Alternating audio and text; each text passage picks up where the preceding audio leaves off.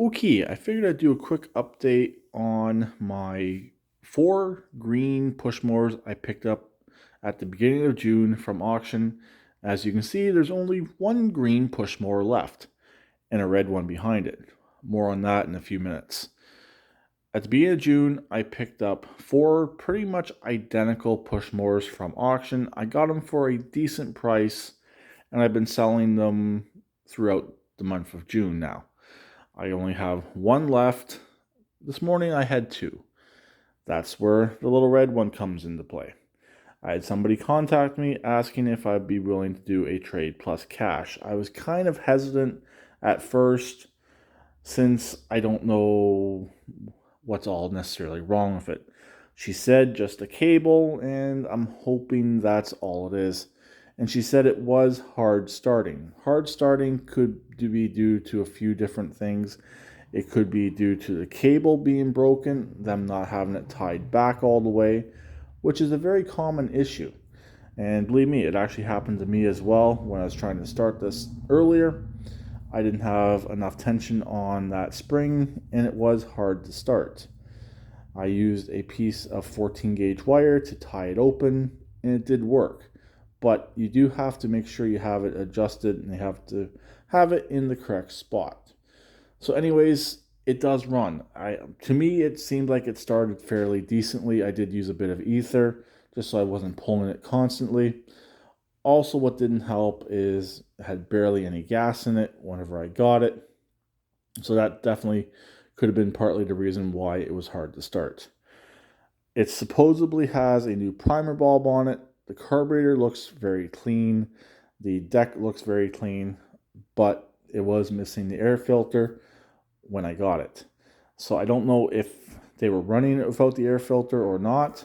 Since the cable was completely missing when I got the machine, I'm leaning towards them not running it without the air filter. I think they may have took the air filter off to try and get it running, since it was not put back on 100% properly. Also, when it did run, it didn't smoke.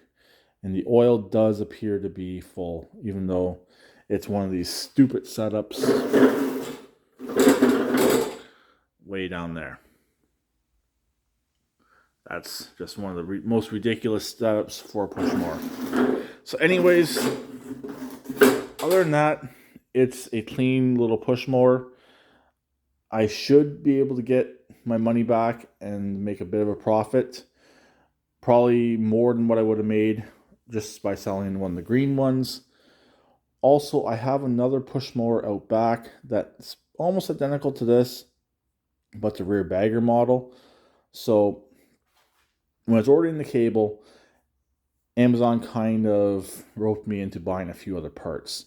I needed just a cable and air filter. With the air filter, it asked, do you want to buy a carburetor and do you want to buy a spark plug? So I ended up getting both of those parts as well.